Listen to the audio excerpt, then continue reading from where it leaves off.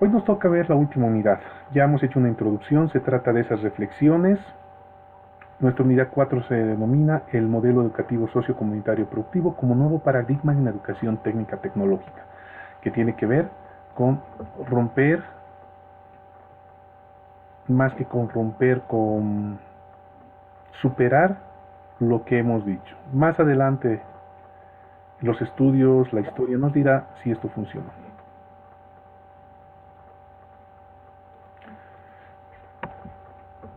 ¿Por qué ruptura epistemológica o salto? Vamos a hacer entonces un pequeño repaso, bien rapidito. ¿Sí? La epistemología como un estudio crítico filosófico de las ciencias que tienen por finalidad, agradezco mucho las opiniones que han vertido en sus trabajos al respecto. Ya, ello nos va a ayudar a comprender cómo se construye el conocimiento en un determinado lugar y en un determinado tiempo, es decir, en el Estado Plurinacional de Bolivia o la República Boliviana durante los últimos 50, 60, 70 años, para explicarnos, para explicarnos la forma de cómo se ha concebido o se ha pensado las políticas públicas en educación. El segundo elemento que tenemos que tener en cuenta es qué entendemos y qué pensamos sobre educación técnica o formación profesional. Con el videíto de la primera hora que hemos avanzado, creo que ha quedado completamente claro. Por un lado, cómo piensan las oligarquías o las élites en Bolivia sobre la educación técnica, a la cual representa Mario Espinosa, y cómo la cooperación o las diferentes instituciones, y solamente poniendo como ejemplo la cooperación suiza, perciben a la educación. Para ello, la importancia de entender y comprender, estudiar sus antecedentes. Ello nos va a dar un criterio, por no decir un concepto, o en términos más sencillos, un sentido de lo que significa la educación técnica en Bolivia. Y ese sentido, esa comprensión, nos lleva a determinar políticas, acciones desde el Estado, o ha llevado al Estado boliviano a hacer acciones. ¿Cómo entendemos la educación técnica? De esa forma, como entendemos, hacemos práctica, y esa práctica a través de acciones. Y esas acciones finalmente o las hemos podido englobar o la podemos identificar. Hasta ahora no hay nadie que lo haya contradecido esto, por eso sigue siendo una hipótesis de trabajo que la estamos validando en términos académicos, de al menos tres corrientes, o fundamentos si ustedes quieren. Si nos confunde mucho el término de epistemología, concepciones, formas de pensar, el desarrollismo, la inclusión social y el asistencialismo. Y en todos los videos que les he pasado está este, excepto en el de Bautista, que hace una crítica a todo esto, desde su punto de vista. Estas formas de pensar han estado siempre orientadas, o en función, mejor dicho, de las condiciones de nuestro país, de su población. Educación técnica, como decía el Mario Espinosa, no, va a resolver cosas rápidas en unos meses y listo, es decir, población excluida, con condiciones de vulnerabilidad, por lo general, ¿sí? Que determina dar capacitación y especialización, mejorar las condiciones de empleabilidad, como decía Cecilia Lazarte. Todo ello significa en Bolivia educación técnica y formación profesional. Articulado, o una educación articulada entre producción y trabajo. Una educación referida al mercado, a buscar la rentabilidad y mejor ganancia de la empresa privada o del emprendimiento. En definitiva, una formación o una educación, o sea, siempre con el objetivo del mundo de la producción. De ahí de educación productiva. ¿Ya? Pero esto es hasta el 2010, hasta el 2000, ya digamos 15, incluso 20 podemos decir, ¿no? ¿Cuánto habrá cambiado el modelo educativo sociocomunitario productivo en las mentes de las personas? Parece que no mucho. Mario Espinosa sigue pensando como hace 50 años. No, tampoco le vamos a pedir más a alguien que no cree en su país, por ejemplo. ¿Verdad? Pero la cooperación, a pesar de que invierte fuerte y es parte de las políticas públicas del actual Estado Plurinacional de Bolivia, del proceso de cambio y de la concepción del vivir bien, dice que solamente es educación técnica, es empleo y capacitación laboral. Entonces el bachillerato técnico humanístico, desde esa percepción, desde esa perspectiva, es lo mismo que la reforma educativa de la 1565. Educar personas para el mercado de trabajo. Pues no es así, eso lo sabemos, ¿verdad? Pero esa es la concepción, esa persona. O pensar que la educación técnica solamente es para resolver rápido un problema económico de una profesión rápida y subestimarla con respecto a la licenciatura. Y la respuesta siempre va a ser no, por más que pongamos hasta doctorado en técnico, el título tiene que ser lo último, es decir, el grado académico, sino la forma como nos incorporamos. Y es bien sencillo de entender. En las mismas palabras del mismo Mario Espinosa, millones de médicos, millones de abogados. ¿Sí? Pero hay abogados y abogados. ¿Sí? A toditos, el título. A todas y a todas, a todos y a todas, el grado académico, licenciado en ciencias jurídicas. Pero hay unos y otros. Lo mismo es la formación técnica. Absolutamente lo mismo. Entonces esas formas de pensar entran siempre en contradicción con las verdaderas condiciones de producción que existen en las sociedades. Cuando esas premisas que hemos visto en la diapositiva anterior como estructuras mentales de hacer, de pensar y hacer educación técnica llegan a un límite, es porque han entrado en contradicción y tienen que aparecer nuevas. A eso le vamos a denominar crisis. Y en términos epistemológicos, científicos y de conocimiento, de teoría del conocimiento, nos vamos a colgar de un teórico, de un pensador, ¿sí? Como es Thomas Kuhn,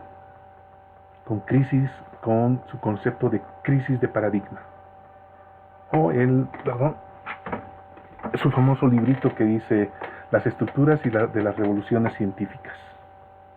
Cuando hay un cambio de forma de pensar, de modelo de pensar.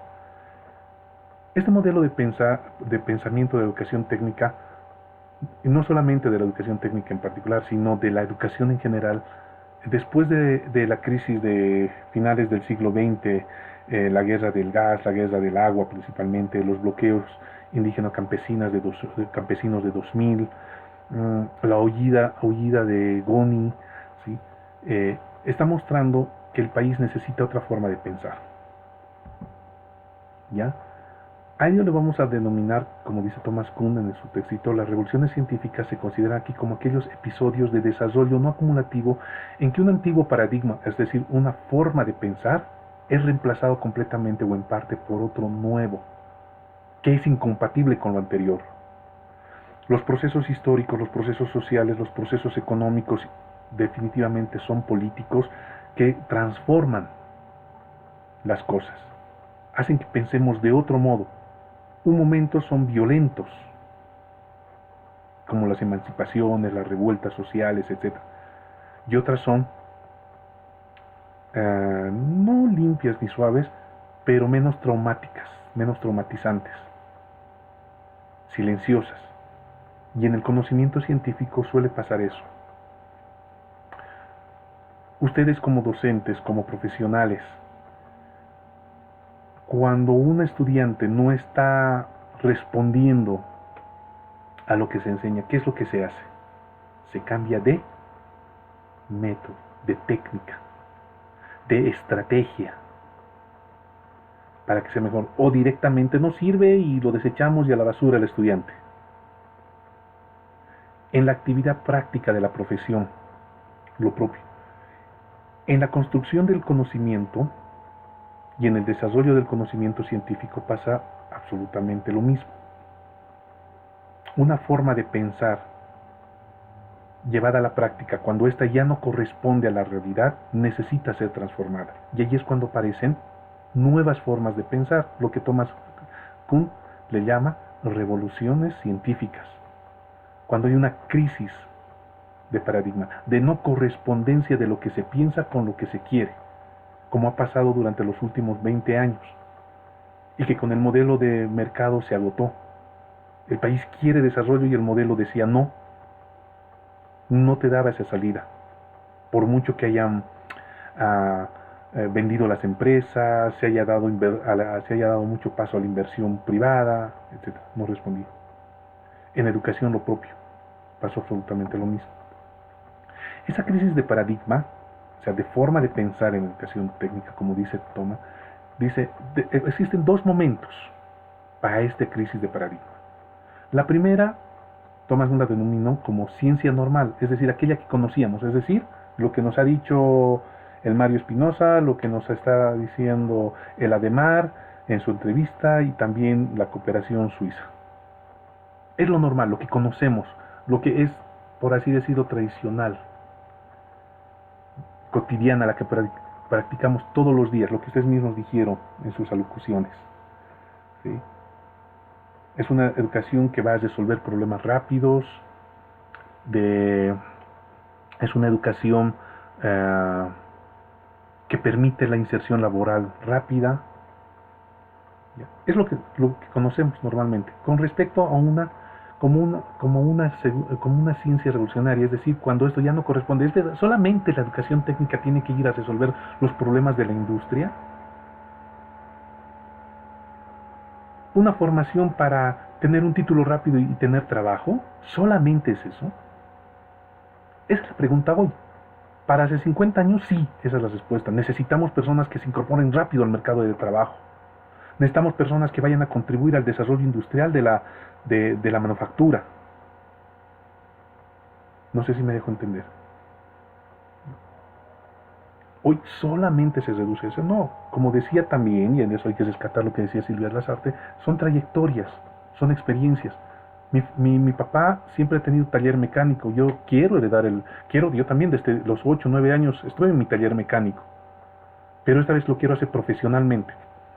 Ingeniero mecánico, ¿no? Técnico superior en mecánica automotriz, porque voy a ganar mejor.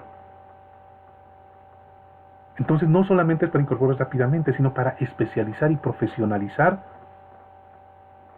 un conjunto de saberes, un conjunto de habilidades y conocimientos. Ocurre cuando se produce un cambio de paradigma. ¿Qué es el paradigma? Una forma de pensar, un modelo, te vamos a llamar así.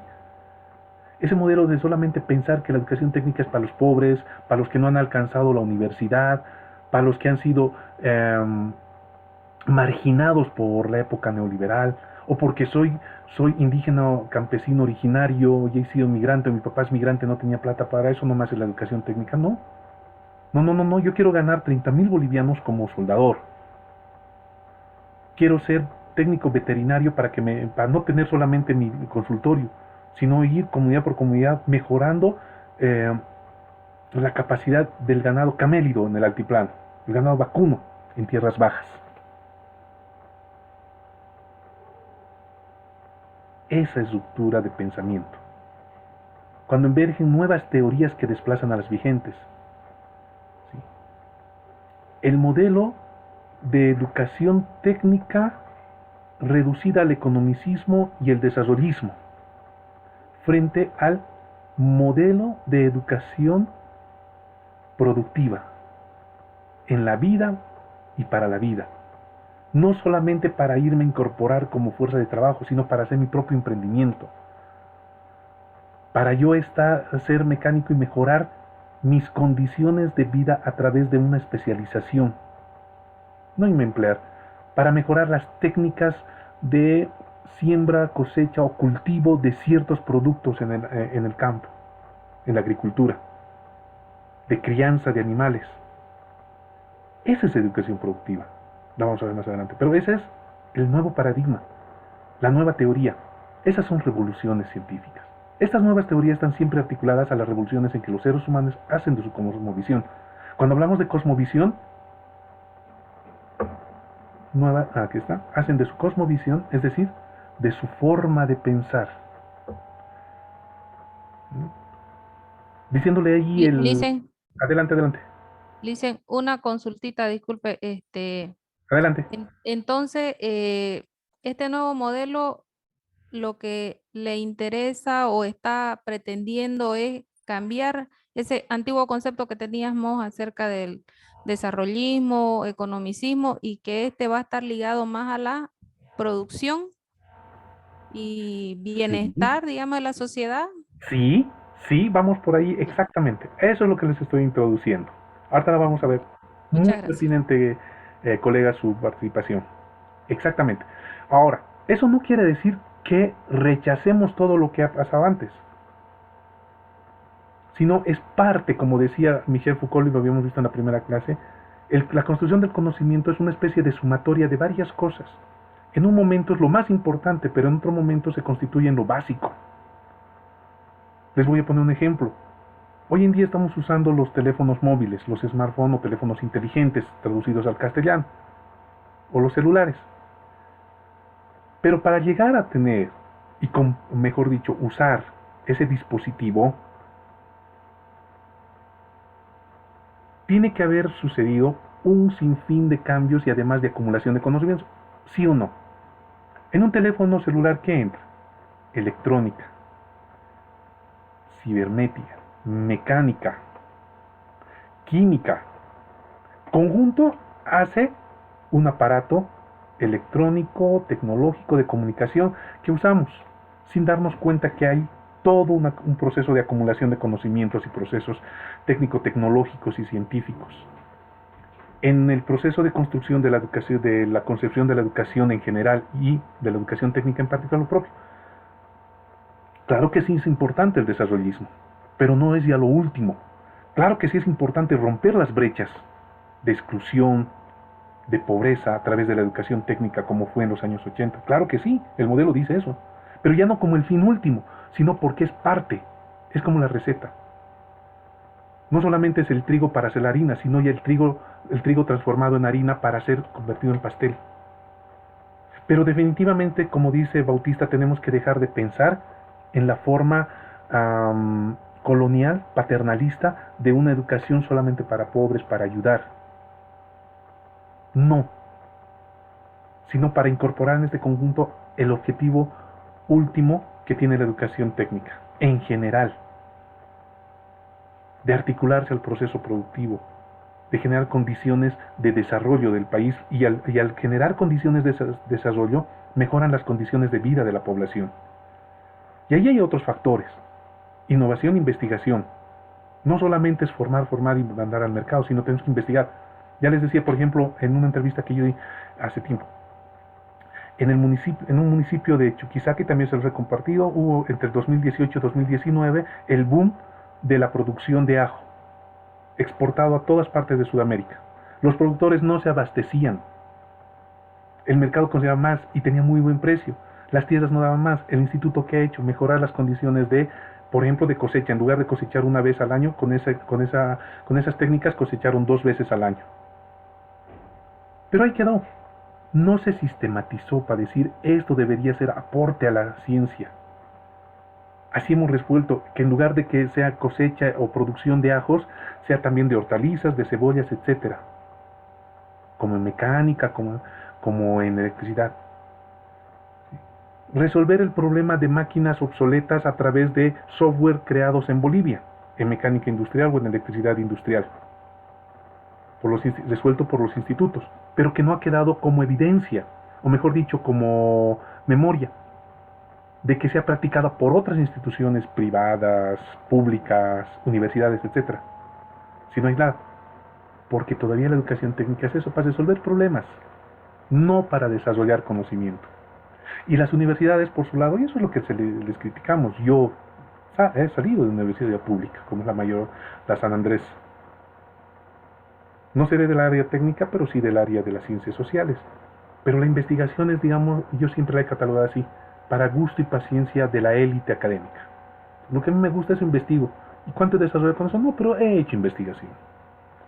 Entonces no tenemos paso en ese sentido. ¿Ya? Entonces dice, a eso nos referimos con cosmovisión. comprender e interpretar su realidad desde el punto de vista filosófico. De ahí que un cambio de paradigma se refiera a la variación en cuanto a teorías, métodos, concepción de lo que valida una teoría anterior. Entonces, la concepción de pensar la educación solamente referida a los problemas, a la inserción laboral y al desarrollo económico, ¿es suficiente? Con toda seguridad, no. Porque nos hemos olvidado de los pueblos indígenas originarios, nos hemos olvidado de las potencialidades y capacidades que tienen los municipios, las regiones. Entonces no respondía. Estaba bien hecha, pero no respondía. Por eso, una transformación. Y de ahí que viene otra teoría que podemos ayudarnos. La deconstrucción del método científico tradicional de Derrida, Jacques Derrida, que dice, no se trata solamente de levantarse contra las instituciones, sino de transformarlas mediante luchas contra las hegemonías, las prevalencias o las prepotencias en cada lugar donde se instalan y se creen. Es decir, no es rechazar el economicismo exacerbado o exagerado del desarrollismo, que veía la lucha contra la pobreza y las desigualdades a través de la educación técnica, como Mogrovejo nos ha planteado, que muy pocos además en su trabajo han podido captar aquello, muy pocos, y una lectura sencillita porque es histórica, solamente eran datos, ¿verdad? El desarrollismo tenía incrustado este problema, pero cuando hablamos de cambiar las cosas, no se trata solamente de denegar y negar aquello, sino de transformarlas, de usarlas. Por supuesto que el desarrollismo es importante, pero no es el fin último de la educación. Hoy, en la ya casi bien avanzado, la segunda década del siglo XXI. Así como en los años 20 discutieron Arguedas y Tamayo sobre este tema, hoy también seguramente vamos a discutir, y ojalá lo hagamos, como se lo hizo el 2010, el 2003 al 2010, antes de la ley 070. ¿No? Derrida nos dirá, la deconstrucción es un intento. ¿Qué quiere deconstrucción? Lo que está hecho, desarmarlo para volverlo a armar. Así de facilito. Es un intento de organizar de cierto modo el pensamiento, este conjunto de construcciones y desigualdades discursivas. Desigualdades discursivas. La educación técnica para especialización y capacitación laboral. La educación técnica es para resolver problemas rápidos, con 15 meses, etc. Esos argumentos filosóficos desarmarlos y volverlos a armar. Es una estrategia para la descomposición de la metafísica occidental. Cuando digo metafísica occidental es a esos temas como los europeos piensan que porque tienen plata nos tienen que venir a ayudar a dejar de ser pobres. Que no es por si acaso lo que dice la cooperación suiza, porque se alinea muy bien a nuestras políticas del Estado plurinacional, pero que funcionan en otros ámbitos. ¿Ya? Es la cancelación de los opuestos, la abolición de las jerarquías y la desmistificación. Abolición de jerarquías en términos profesionales. El licenciado vale más que el técnico superior, el ingeniero vale más que el técnico superior. Desmistificación y desideologización de los filosofemas occidentales. Pensar que un ingeniero es más que un técnico superior es algo colonial. ¿Por qué? Como dijo Mario Espinosa, un tema de estatus. Soy ingeniero, soy licenciado. Pero resolverme este problema. No, para eso está el técnico. Entonces, ¿para qué ha estudiado? ¿Para qué el país ha invertido en él? ¿Ah? En algún momento hablábamos de cambiar el chip. Y sigue presente. Bajo estas premisas, queridos colegas, teóricas, de forma de pensar, es que planteamos esta otra premisa. Si esa es una forma que yo la estoy poniendo y las estamos compartiendo con ustedes como una forma diferente, antigua, por así decirla, caduca de pensar, tengo que tener una alternativa. Y ante esa alternativa, por lo menos desde el punto de vista de la academia, está el paradigma del vivir bien. Y dirán, discurso político, Agustín. Vamos a analizarlo, en rapidito, en bien facilito. La Constitución Política del Estado, en el artículo 8, parágrafo primero, reconoce al vivir bien como el Sumac Camaña, como el Capajuñam, camino vida noble, el Ibi Marae, tierra sin mal, tierras bajas, el Teco Gaví, vida buena, el Yandereco, vida armoniosa, que todo tiene que ver con el sentido histórico, filosófico y político ideológico de lo que nosotros concebimos que es la vida, queridos colegas. Si esa es nuestra forma de pensar, si esta es nuestra concepción, entonces nuestras acciones de vida tienen que estar pues enmarcadas en esto. Si nuestra concepción de vida de los años 50, 60 o 40, 50, 60 es la sustitución de las importaciones, es decir, la industrialización, porque es el desarrollo del bienestar, entonces las acciones de la Constitución Política del Estado de 1967 va a ir en ese sentido. Por eso el ejercicio que van a hacer para mañana, ¿ya? Ojalá lo podamos hacer bien ese ejercicio. Ahora, como todo eso hemos dicho, no ha servido, pero nos montamos sobre ello porque no podemos barrer todo, simplemente destruimos lo que no sirve y usamos lo que sirve. La historia, la sociedad y el pensamiento se construye así. Se dice ahora que el sentido verdadero de nuestra realidad es el vivir bien. ¿Qué es lo que nuestros pueblos creen? Lo que nosotros creemos, no nuestros pueblos, lo que nosotros creemos que debe ser vivir bien. En ese entendido,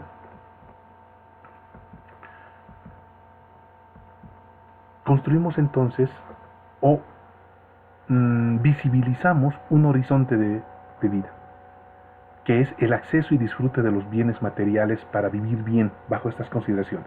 Ustedes ya conocen por demás, hay maestrías, hay cursos de especialización, hay diplomados sobre el vivir bien.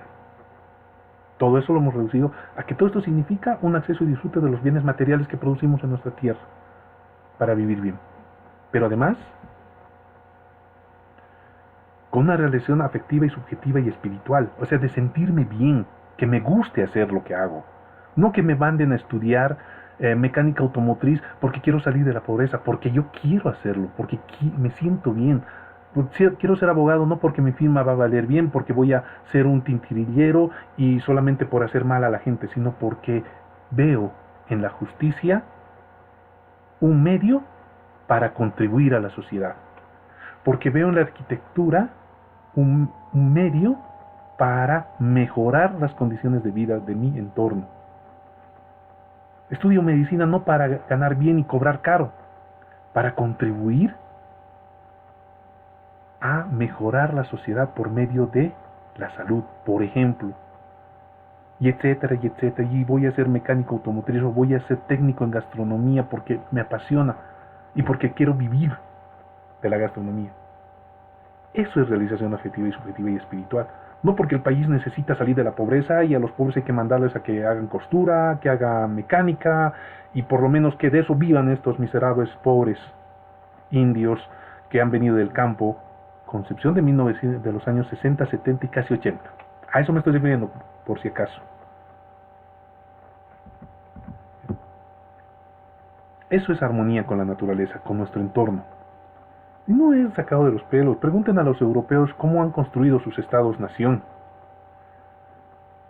¿Cuál era la idea final? Y aquí el compañero de Ladillo seguramente nos va a ampliar más, de Mein Kampf, de Hitler, y que luego se transforma en el espacio vital de la Alemania nazi o de la raza aria. Cómo el franquismo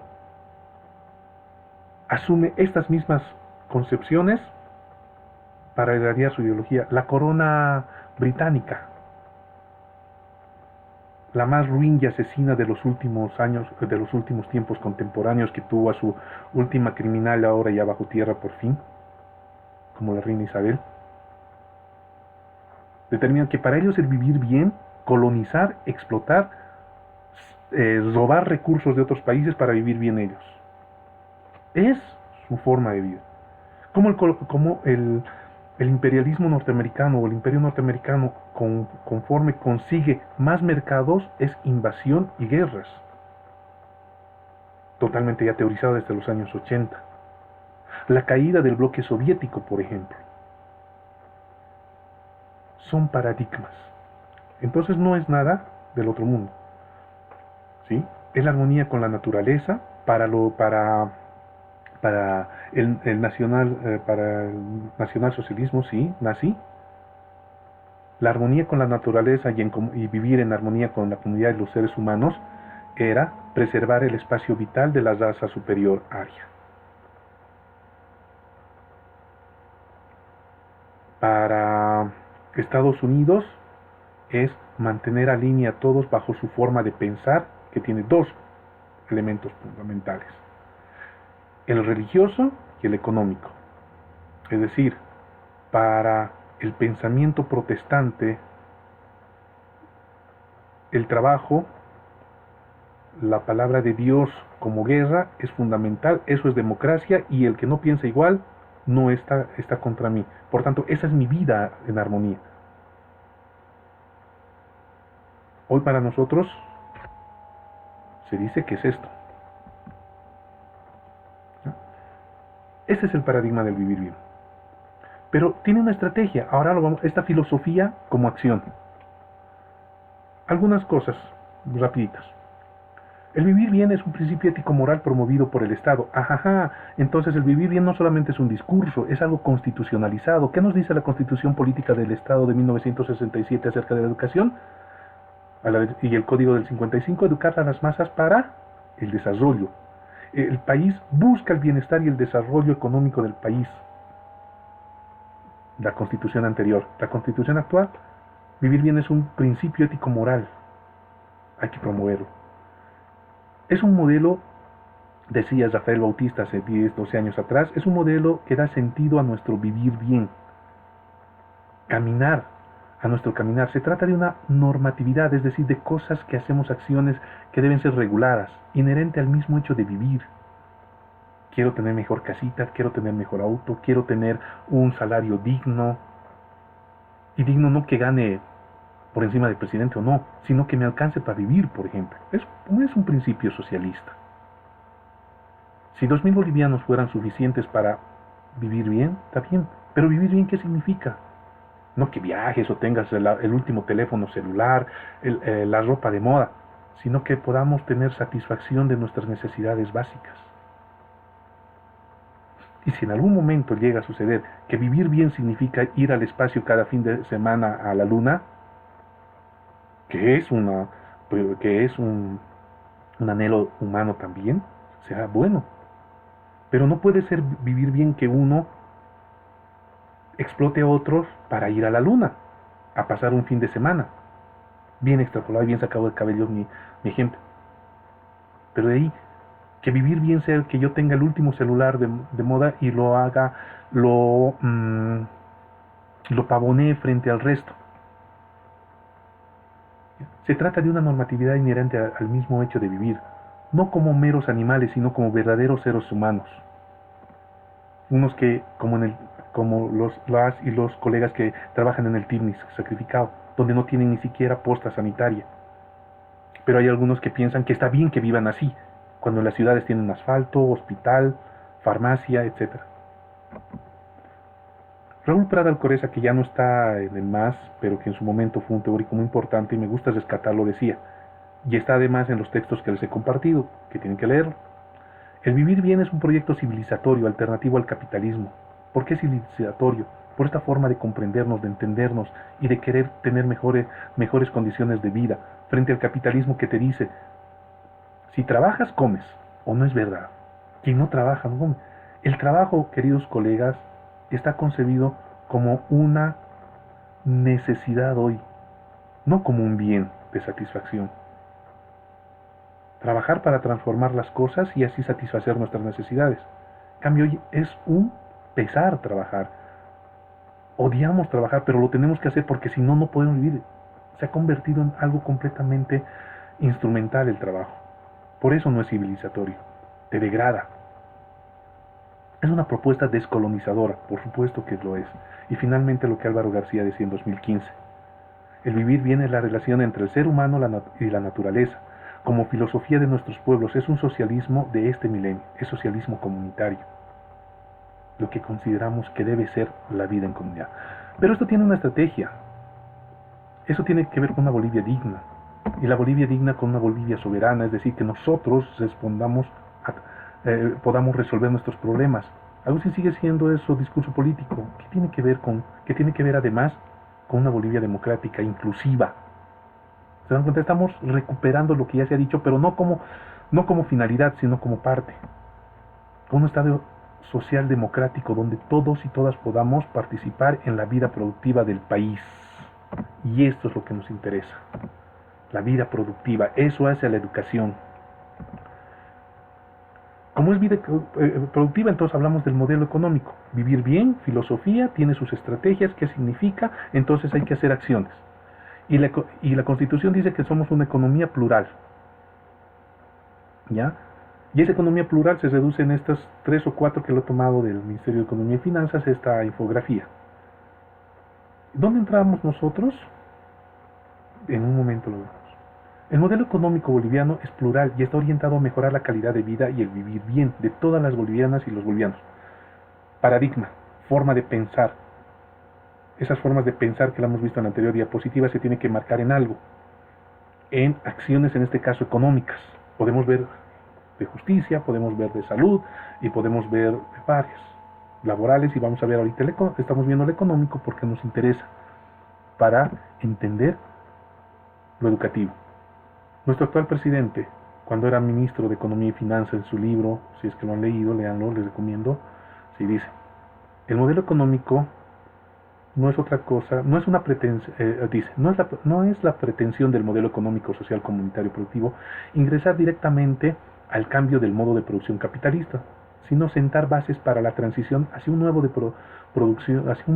modo de producción socialista, no capitalista. Este es un modelo de transición hacia el socialismo, en el cual gradualmente se irán resolviendo muchos problemas sociales. Se consolidará la base económica para una adecuada distribución de los excedentes económicos. Esto es en términos económicos. Si este es un modelo de transición, ¿qué tiene que ver entonces la educación? Y acá está. Los factores de quiebre y ruptura paradigmática de la educación.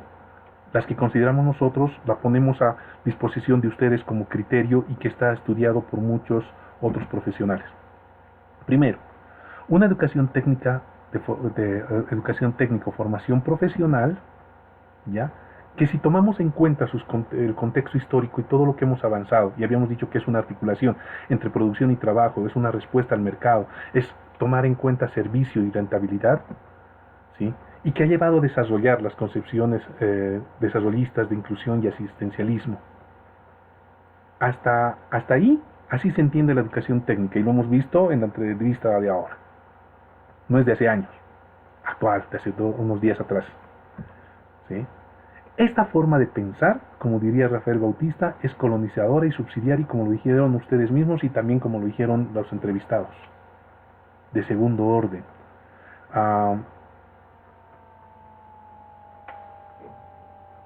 Más que de segundo orden, subsidiaria, subalterna. No se me viene un término más así ahorita de... sí, eso, de ser de segundo orden, que no es importante. ¿De acuerdo? Pero también nos lleva a eso, entender una educación excluyente, ¿ya? No en el sentido elitario, sino en el sentido de los excluidos. Una educación de segunda, ¿ya? Subestimada, ahí está. Esa era la palabra que quería encontrar. Una idea de una educación subestimada. Un segundo factor es tradicional y humanística. Era, y en algunos casos es, como decía la colega, ¿no es cierto? Es humanística, más es teórica que práctica. Entonces, además de ser, fíjense esto, si es tradicional y humanística con poca práctica, estaba estaba pensada como mano de obra calificada, solamente para eso.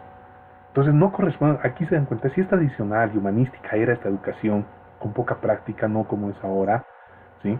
Pero estaba referida a generar mano de obra calificada, entonces no correspondía. Ahí está una ruptura. Hay que generar mano de obra calificada, especializar a los trabajadores, pero si era tradicional y humanística, no podía haber sido. Perdón. Finalmente, descontextualizada. ¿Por qué descontextualizada? Porque era memorística y centrada en el aula, teórica. Mecánica automotriz con pocos talleres, o sea, no había práctica en muchos institutos, incluso privados. Aún hay dificultades con ello. Pero el que haya las dificultades no quiere decir que se esté repitiendo lo de antes, sino que se está buscando resolver y contextualizarla. Eso es diferente, muy diferente. Por el otro lado, esta concepción, esta forma de entender la educación técnica en Bolivia responde a un patrón de desarrollo primario exportador, es decir, no transformación de las materias primas con valor agregado. Agustín, pero todavía hay eso. ¿El gas acaso lo estamos transformando? ¿La soya acaso estamos exportando como con valor agregado? ¿Los minerales siguen saliendo de esta forma? Sí, cierto.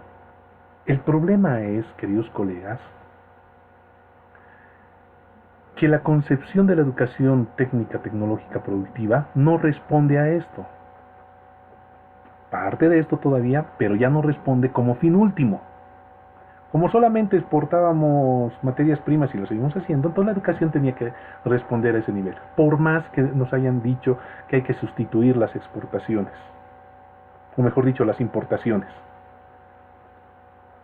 Si eso hubiera funcionado, queridos colegas, hoy estaríamos hablando de un fuerte aparato productivo propio y con valor agregado, y no tener nuestras fronteras atestadas de productos de contrabando. Y respondió a una lógica de libre mercado, la educación como servicio, sobre todo en los años 80 y 90. Y con una enorme dependencia de organismos internacionales, es decir, lo que dice la OIT, lo que dice la UNESCO, lo que dice la cooperación, lo que dicen las ONGs. Es decir, siempre sumisos a lo que diga el resto para cómo hacer nuestra educación. ¿Ya? Hay todavía mucho por estudiar acá, pero son algunos de los factores. Entonces, esto es un reflejo de esto y viceversa. Tal vez las flechas deberían ir en todos los sentidos, de forma dialéctica. Esto es lo que no corresponde a nuestra realidad, no correspondía a nuestra realidad. Entonces la pregunta que hice, ¿todo esto correspondía? Estaba ya en el análisis y nadie, creo que un par de personas hizo un análisis correcto, porque en realidad no es responder de memoria, era hacer un análisis crítico en la tarea. A esto es lo que nosotros le llamamos ruptura y quiebre, transformación de lo de ahora. Esto necesitaba ser roto. El modelo educativo sociocomunitario dice: educación descolonizadora, recuperación y reconocimiento de saberes indígenas propios y el vivir bien es una educación técnica y profesional, de una profesión, mejor dicho, de una educación técnica profesional a una educación socioproductiva comunitaria de investigación e innovación articulada a los contextos productivos. Entonces el nuevo paradigma rompe con el código de 1955.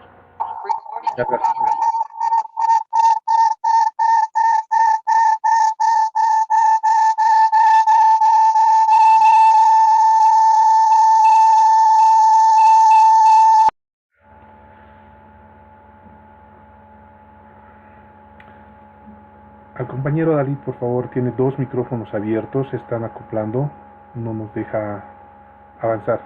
Gracias. Vuelvo. Educar las más trabajadoras para la enseñanza técnico-profesional formando obreros calificados, decía el Código 1955. No es suficiente. 1973. Capacitar jóvenes y adultos en el trabajo y brindar mano de obra calificada a la industria para el desarrollo del país. No es suficiente.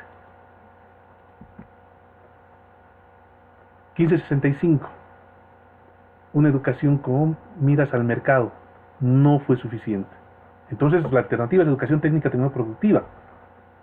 Y ahí les decía desde las anteriores sesiones, En 5, 6, 7, 10 años dirán, no, tampoco, la educación técnica aquí nos pondrán otro papelito roto y ya tampoco ha servido. O esperemos que se diga, los que somos partidarios de esto, sí, este ha abierto el camino a una verdadera educación productiva. Hasta ahora la evidencia nos dice que sí. Los debates, las discusiones que hay en el Ministerio de Educación sobre esto, muy pertinentes. Ojalá se siga avanzando, pero también hay que hacerlo desde la base. Ustedes como profesionales tienen que aportar, desde la academia, desde la universidad. Tenemos que hacer, es nuestro papel. No solamente el Estado. El Estado es el único actor en este tema, y hay que aplaudir eso. Es el principal actor. Pero la academia no está diciendo nada, está mirando de palco y dice, bueno, no me interesa que sigan haciendo cuando estamos haciendo políticas públicas. Ese es un cambio. Para nosotros, una transformación completa.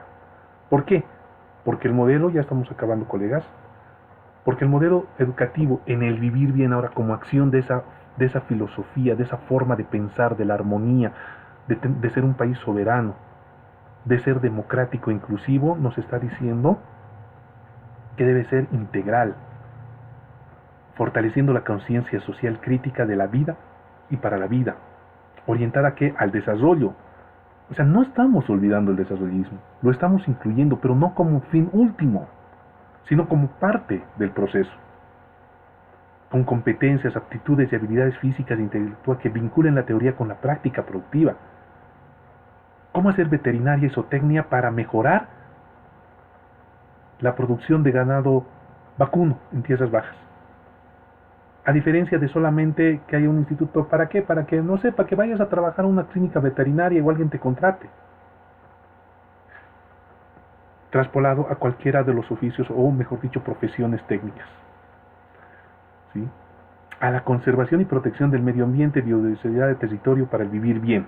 ¿Por qué este negrito? Porque seguramente hay más que avanzar por ahí. Si eso dice la Constitución Política del Estado en el artículo 80, entonces, como toda política pública que son acciones, programas, etcétera, se tiene que materializar en una ley específica. ¿Qué dice la ley? Es productiva, ¿por qué? Porque está orientada a la producción intelectual, material, al trabajo creador, a la relación armónica de los sistemas de vida de las comunidades humanas de la madre tierra. Ustedes en los institutos todos los días hacen esto. Y si no lo están haciendo, lo tienen que hacer.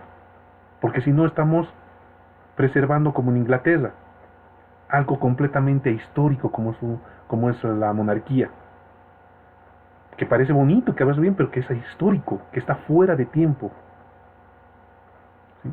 Queriendo hacer funcionar un televisor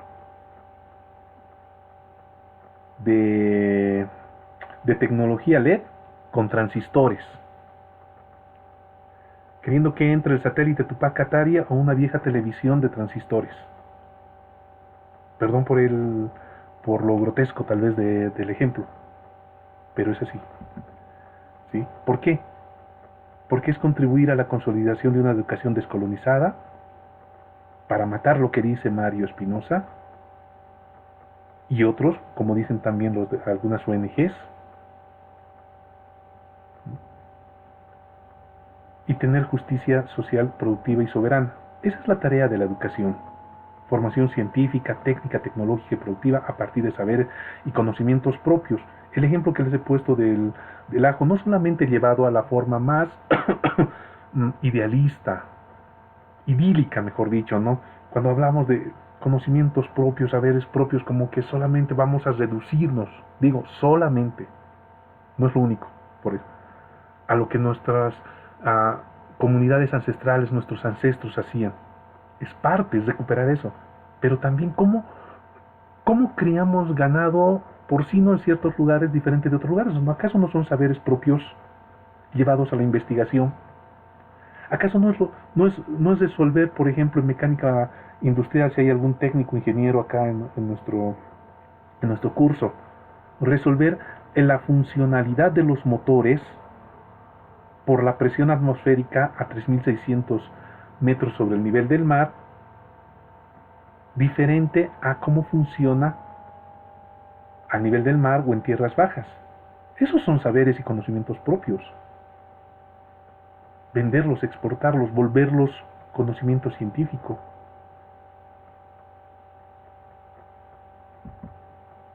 Entonces, la educación técnica tecnológica productiva debe ser comprendida como un proceso de formación. Y esto no lo digo yo, está en el diseño curricular base que también les da para que lo lean. Integral orientada a la producción tangible e intangible, de acuerdo a las vocaciones y potencialidades productivas del contexto local. Eso es hacer educación técnica. No solamente lo que nos dijo Cecilia Lazarte o el Mario Espinosa o lo que plantea el Ademar Poma o los del CEMSE. No solamente, no quiero decir que eso está mal, no es únicamente, esa es una visión. Pero la educación técnica tecnoproductiva es más amplia, incorpora más. Ustedes como docentes, ahí está su reto, como dijo alguna colega, es de aplicar y transformar esa concepción con todos esos insumos. Lo que está haciendo la cooperación, lo que están haciendo las ONGs, lo que están haciendo otras instituciones, no está mal. Lo que tenemos que encaminar es que eso tiene que servir para un proceso de soberanía productiva en términos educativos. Nada de eso debíamos, bueno, lo más bien lo estamos grabando para tenerlo presente. Este esquemita que está tomado del modelo, no es un invento, ¿sí? Que son los enfoques que ahorita los vamos a desarrollar. La educación técnica tecnológica en el modelo educativo sociocomunitario es un proceso integral de producción cultural. No solamente es ir a resolver problemas de la producción. ¿Ya? Desarrolla ciencia y tecnología a partir de la investigación aplicada. Y la pregunta, no hacemos investigación, cierto, pero esa es la proyección de la educación técnica, colegas. El hecho que no lo estemos haciendo no quiere decir que esté mal, sino que tenemos que resolver ese problema. Bueno, ya han pasado más de 10 años. Y hacer investigación en Bolivia realmente es muy, muy duro y muy difícil. Y al Estado le está costando porque las universidades no lo están haciendo. Todavía falta eso que les he dicho hace media hora atrás, esa articulación entre varios sectores. En lugar de que nuestros institutos estén produciendo, ayudar a la investigación, con investigación e innovación, a producir mejor cartón a cartón bol, mejor producción de leche a lácteos bol, mejor como diríamos, mejor proceso productivo de la castaña en tierras bajas, a través del Instituto de Riberalta, por ejemplo. ¿Sí? Estamos desconectados, sí. La idea está clara. Las acciones todavía son las que hay que afinarlas. Ojalá en este periodo que viene, en el siguiente, ustedes como profesores profesionales del área empiecen a debatir ahí, y en lugar de que solamente el proyecto sociocomunitario productivo se convierta en un trabajito aislado, o que solamente vayamos a hacer trabajos dirigidos, innovemos cómo mejorar la producción de la castaña, la comercialización de la castaña ahí en Riberalta. Por ejemplo, si lo están haciendo, bienvenido, pero tiene que convertirse en conocimiento, que sea modelo a seguir en otras partes. Así se produce, así el Instituto Técnico de la Amazonía, como es el ITSA, ¿no ve? Superior de la Amazonía en Riberalta, ha concebido la producción de la castaña, o la recolección, o el procesamiento, no sé. Esto transformado para las cebollas y las papas en altiplano, por ejemplo, la remolacha en tierras bajas, los duraznos en el valle. Eso es educación técnica productiva, colegas. Desarrollar ciencia y tecnología a partir de la investigación aplicada a la producción. Recuperando lo que nuestros pueblos originales, por ejemplo, en el Beni es muy importante los últimos descubrimientos arqueológicos y antropológicos que se ha hecho sobre el tratamiento de la tierra, primero por la ubicación geográfica de inundaciones y pantanales, cómo hace 2000 años o 1500 años las poblaciones podían controlar esa situación. Entonces, si la universidad lo está haciendo, tal vez los institutos podríamos probar ahí. No nos pagan lo suficiente, pero ahí está la labor. Ahí está el sentido profesional filosófico de ser maestro o maestra, como tanto nos reclama Paulo Freire. Entonces, la educación técnica, tecnológica y productiva está fundamentada sobre la perspectiva de la producción comunitaria, contraria a la formación técnica tradicional de mano de obra calificada para insertar laboralmente bachilleres en el mercado o para proporcionar a las empresas personas calificadas. No excluye, pero es contraria, porque no es su único objetivo, eso quiero que me comprendan. Por eso economía plural, por eso el modelo económico social comunitario, para comprender la educación técnica, tecnológica, productiva, y en definitiva la educación técnica productiva en general, de este inicial, como rescatando lo que era Warisata, hasta el modelo. Y los enfoques, bien rápido, ya lo conocen ustedes, está orientada a la transformación de la matriz productiva. Eso que les digo, todavía nos falta articular lo que el Ministerio de Desarrollo Productivo está haciendo con los planes y programas del Ministerio de Educación en cuanto a formación profesional, técnica, tecnológica se refiere. ¿Sí? Que el ITSA, por citar un ejemplo, contribuya al procesamiento, recolección y comercialización de la castaña. Eso es transformación productiva. Que el Pedro Domingo Murillo mejore en cuanto a la carrera de petroquímica, la explotación de hidrocarburos, como pasa en el sur de Bolivia. Eso es contribuir. Y la pregunta, ¿lo estamos haciendo? No voy a opinar al respecto porque no viene al caso en este momento. Ustedes serán los que se cuestionen como profesionales de cada área. En el TINIS, sacrificada labor de formación de profesionales ahí para mejorar sus condiciones de vida. ¿Cómo se está articulando? ¿No? Ya pues, los hijitos de papá y los verdes de escritorio, que les gusta la naturaleza, pero viven en las ciudades, no quieren carretera en el TIMIS para mejorar las condiciones de vida.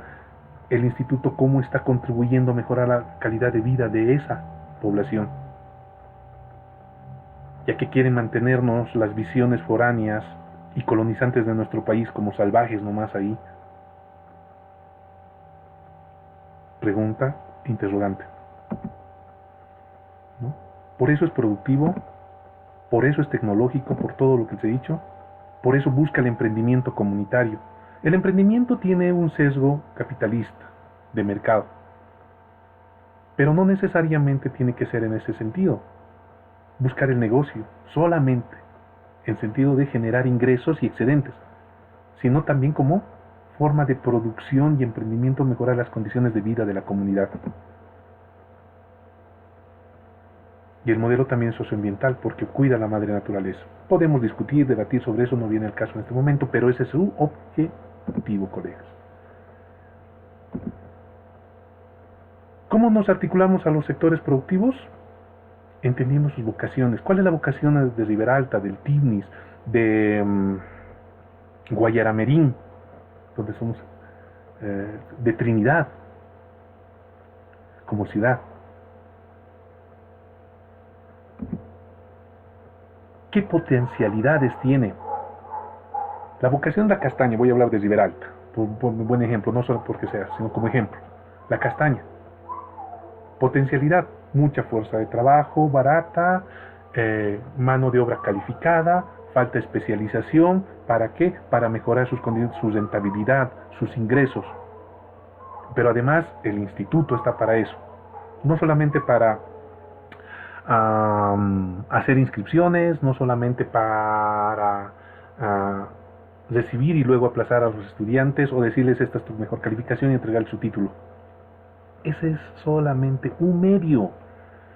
El entregarles en la titulación conjunta, queridos colegas, a las y los estudiantes su título profesional es solamente la culminación de una etapa de todo el proceso de formación técnica. Porque ahí debía ser, este título es porque ahora tú eres un emprendedor de producción de castaña, me estoy inventando, de aceite de coco, como alguien dijo. Y ahora eso, que no se convierta solamente en tu emprendimiento, sino que el instituto puede reproducir, así quieren vender el proyecto. Aquí así hemos ayudado a hacer un emprendimiento en la industrialización o la obtención de mejor producto del aceite de coco. Háganlo en otros lugares, lo vendes a Perú, lo vendes a Brasil, como instituto. No, se queda solamente en el estudiante todavía. Y las y los docentes son los llamados a hacer ese trabajo, porque las autoridades solamente están 3 años. Y si hay un cambio pueden estar hasta mesecitos y luego no van a volver. En cambio las y los profesores nos quedamos. Eso es una forma de ver lo que decía el presidente. El elemento salarialista nada más. Es un derecho. Definitivamente. Y eso no se discute. El salario es lo principal. Pero no tiene que ser el fin último. E identificar los sectores productivos estratégicos. Ustedes ya conocen eso, ¿no? Cooperativas, empresas, microempresas, asociaciones. ¿Cómo contribuyo desde mi tarea como profesor, estudiante? Va a ser el trabajo final. La concreción, rapidito, esto lo he desarrollado en otro módulo más bonito, pero como ya estamos sobre la hora, y les pido disculpas, es cómo funciona un complejo en términos de educación. Este es un ejemplo de una asociación de pescadores del lago Titicaca, que tiene mano de obra, alimento balanceado, todo lo que necesita para que produzca la trucha, dónde se comercializa, qué se necesita, y lo que quiero llegar es esto, a esta parte. En definitiva, en nuestros institutos lo que hacemos, esto lo convertimos como un módulo productivo que tiene que ver con todos estos elementos. Eso es el modelo educativo sociocomunitario productivo. ¿Sí? Me ha faltado el tiempo para explicarles cada paso y cómo está articulado el modelo. Pero todo lo que hemos hablado hoy y las 3 anteriores clases tiene que concretarse en esto. Este es un ejemplo. ¿Ya? Esto es un ejemplo de trucha. Podemos hablar de papas, podemos hablar del ajo que les he hablado, podemos hablar de la castaña en Riberalta, podemos hablar del pacú, podemos hablar de yuca, de lo que ustedes quieran. En servicios podemos hablar de cómo hacer mejores sistemas contables, cómo mejorar el mercadeo en la administración de empresas o ingresos, cómo mejorar la producción de camélidos, de ganado vacuno. Va a tener prácticamente el mismo mecanismo. Y el modelo permite que sea de esta forma. Entonces el siguiente módulo que a ustedes les tocará, colegas, desenmarañarán esto. Por ahora yo les pido hasta acá, o les digo muchas gracias. Y con eso hemos concluido nuestras 4 unidades temáticas de lo que significa políticas públicas en la educación técnica, tecnológica y productiva. Desde un enfoque crítico, desde un enfoque innovador, ¿ya? Y no repetitivo, de solamente plantear la norma, las políticas públicas o repetir lo que dice el modelo educativo sociocomunitario productivo, sino ir un poco más allá. Les pido disculpas, nos hemos pasado 15 minutos de la hora. Sin embargo, como es nuestra última clase, les abro el micrófono para todos sus comentarios, críticas, salutaciones, antes de despedirnos. Adelante, tienen la palabra. Muy buenas. Sí, muy buenas tardes o muy buenos días a todos ustedes. Espero me escuchen. Primero que nada, yo quisiera, licenciado Tarifa, que usted pudiera sacar un programa de radio, algo, porque es muy entretenido. Uno no se cansa de escuchar sus clases. Eso como... a uno le gustaría sintonizar todas las mañanas una cosa así. A uno le gustaría, francamente.